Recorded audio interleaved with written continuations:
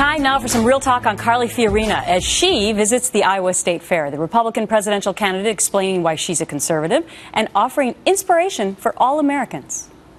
Every one of us is gifted by God. Every one of us has the capacity to live a life of dignity and purpose and meaning. And our founders created a country in which you had a right to find and use your God-given gifts to fulfill your potential. That is what they meant when they said life, liberty, and the pursuit of happiness. And as she crisscrosses the country, Fiorina moves up now in the latest Fox News poll. Check out your screen there, going from 2 to 5% after the first debate. Now check this out. Her familiarity has jumped 14% after the first Republican debate, from 39 to 53%. And her likability 20 points up from 23 to 43. That's more than any other candidate since the debate.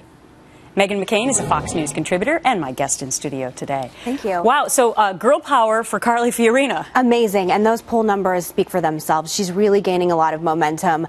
At one point in time, I wasn't paying much attention to her. I know her. She used to work on my father's campaign. Now I am a Carly Fiorina groupie. I can't get enough of her. I really think she's someone to watch. She's really going after Hillary, going for her jugular. The thing that I love the most about her is that she completely eliminates the so-called war on women that the left uses in many different ways, which is just complete, baloney every way. And she's just this really amazing candidate that's just speaking the truth. And again, going for the jugular with Hillary, which we need to concentrate on going after her to win the White House. It's so interesting because some people say, well, you only can have a woman take on a woman, and she's been doing that from the very beginning.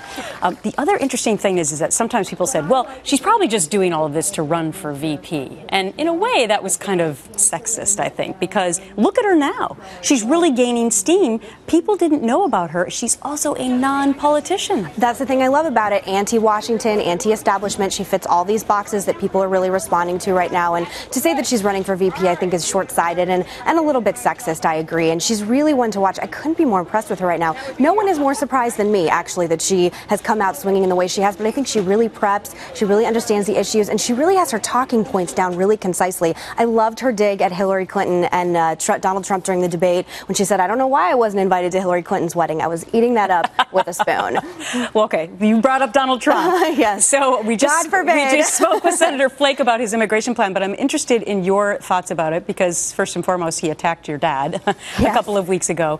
But also, what do you think about his immigration plan? People said, well, Donald Trump doesn't have any specifics. Well, now he does. What do you think about it? Well, I think we're in a place where we have to be taking Donald Trump seriously. He's a real candidate, and we should all treat him like a real candidate. And he is getting really policy specific right now, which there's some things in his immigration plan, surprisingly, I agree with. I think we should get away with sanctuary cities. I agree with him on that. When he's talking about getting rid of people that were born in this country and Americans by all intents and purposes, I just don't know how the semantics of all of this play out. Can you imagine the visuals of rounding up 11 million people and deporting them out of the country? I mean, I don't see how that's possible. Right. It's very interesting, though, because I want to call your attention to this Stanford-Berkeley study that came out now, and the largest single group of respondents, 24.4%, supported the most draconian option when they were asked the question about whether or not we should deport all the illegals who are currently here.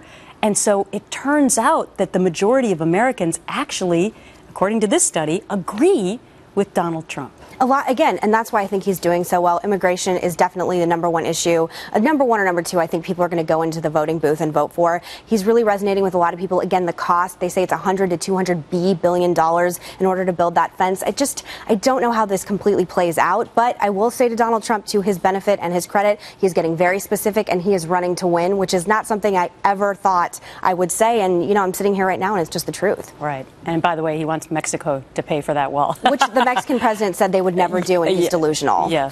All right. Meghan, great to have you as a Fox News contributor. We'll see you again soon. Thank you.